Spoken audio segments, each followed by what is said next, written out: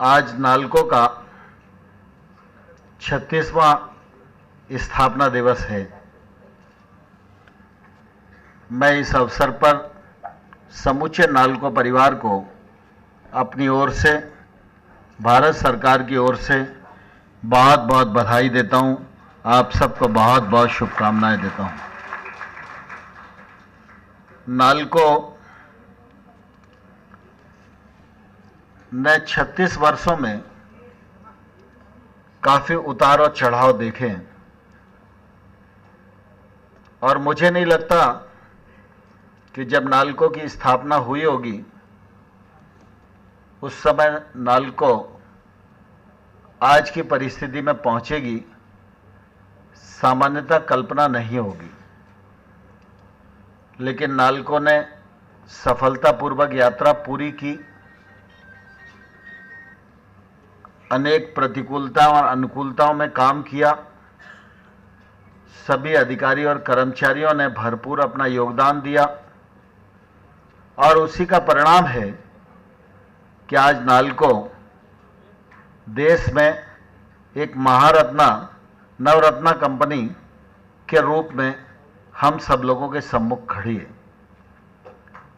यह हम सब के लिए और नालको के परिवार के लिए निश्चित रूप से बहुत ही प्रसन्नता की बात है।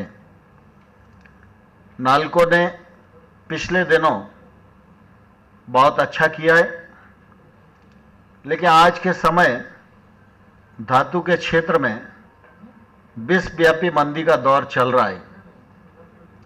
लेकिन ऐसी परिस्थितियों में भी नालको सीना तानकर खड़ा है।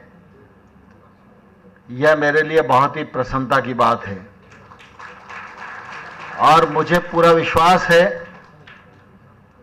कि नालको के सीएमडी, उनकी सारी टीम और नालको परिवार के सभी सदस्य इस बात की चिंता भी करेंगे। अतिरिक्त काम करने की आवश्यकता होगी तो अतिरिक्त काम भी करेंगे। मित व्ययता की जरूरत होगी तो मित व्ययता भी करेंगे। टेक्नोलॉजी के उपयोग की आवश्यकता होगी तो उसका उपयोग की भी करेंगे। लेकिन इस प्रतिकूलता में भी नालको अनुकूलता खड़ी कर पाए, यह निश्चित रूप से नालको की सफलता होगी। इस निमित्त मेरी शुभकामनाएं नालको परिवार के साथ हैं और हम सब लोग नालको परिवार के साथ खड़े हुए। यह नालको के प्रति प्रेम ही है। मैं तो चूंकि इस विभाग का मंत्री हूं तो मैं इस कार्यक्रम में आऊं, यह कोई खास बात नहीं है। लेकिन इस स्थापना दिवस के मौके पर धर्मेंद्र प्रधान जी मौजूद हैं, जोएल ओराम साहब मौजूद हैं, अनेक सांसद मौजूद हैं। यह उपस्थिति इस बात का प्रकटीकरण है कि नालको को आगे बढ़ाने के लिए कितनी ताकत आपके सामने खड़ी हुई है। आज इस कार्यक्रम के दौरान अनेक लोगों को सम्मानित करने का काम किया गया है। मैं राजनीतिक क्षेत्र में काम करता हूं, अनेक संस्थाओं में जाना होता है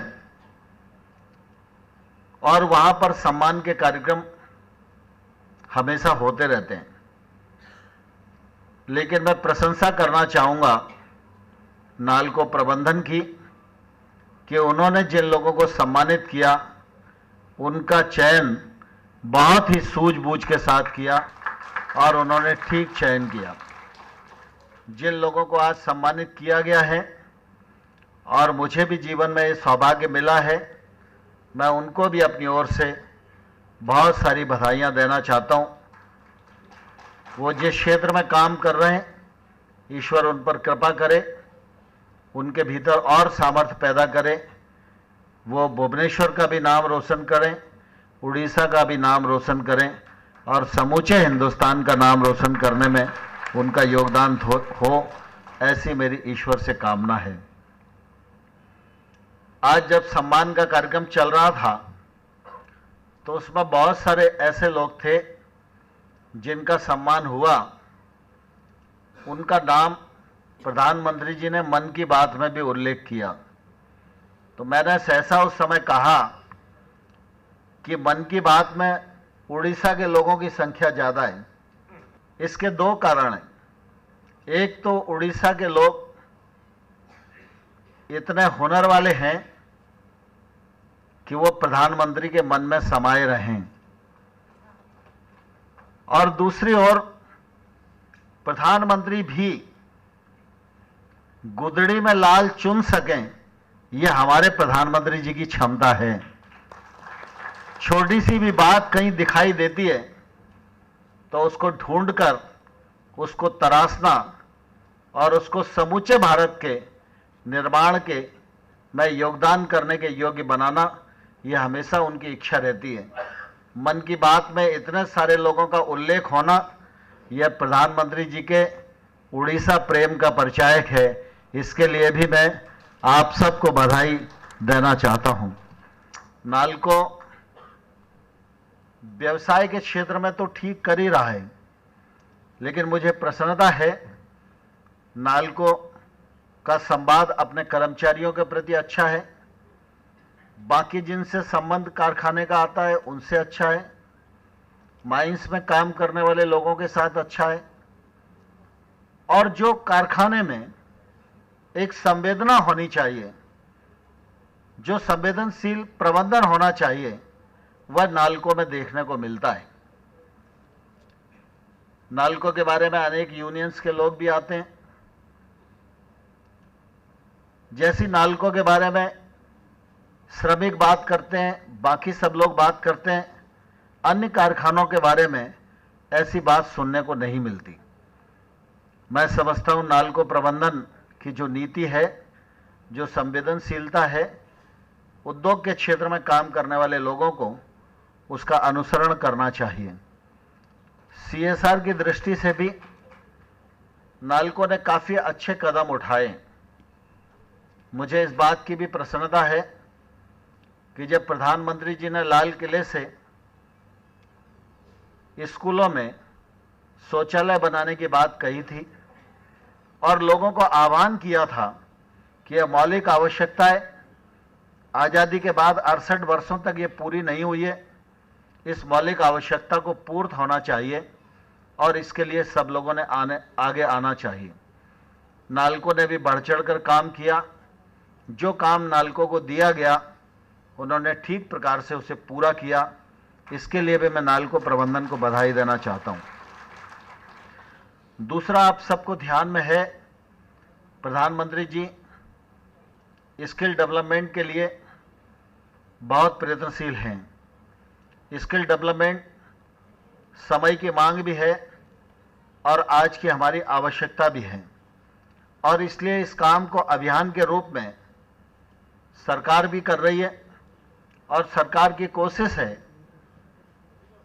कि गैर शासकीय संस्थाएं, अनेक औद्योगिक क्षेत्र में काम करने वाले उद्योग, वो सब भी स्किल डेवलपमेंट के क्षेत्र में आगे आना चाहिए। उस दृष्टि से भी नालको ने कदम बढ़ाए हैं। मैं समझता हूं राष्ट्र के इस महत्वपूर्ण कार्य में नालको का योगदान आने वाले कल में निश्चित रूप से सराहनीय होगा। मुझे यहाँ आकर पता चला कि नालको एक नेत्र चिकित्सालय की स्थापना कर रहा है। नालको ने एक नालको लाडली योजना बनाई है। नालको लाडली योजना सामान्य तौर पर उससे नालको का जो भाव आम गरीब आदमी के लिए है उसका प्रकटीकरण होता है। सामान्य तौर पर सीएसआर तो सभी लोग खर्च करते हैं, लेकिन सीएसआर कोई सीमेंट कंक्रीट में खर्च करता है, कोई पीने के पानी के लिए खर्च करता है, कोई उद्यानों के लिए खर्च करता है, कोई और सड़क बनाने के लिए खर्च करता है। लेकिन सीएसआर का उपयोग कन्या के लिए हो और नालको उसको लाडली माने, इससे निश्चित रूप से बेटी बचाओ और बेटी पढ़ाओ के बारे में नालको का भाव क्या है, इस योजना के माध्यम से प्रकट होता है। यह निश्चित रूप से बहुत ही प्रशंसनीय बात है।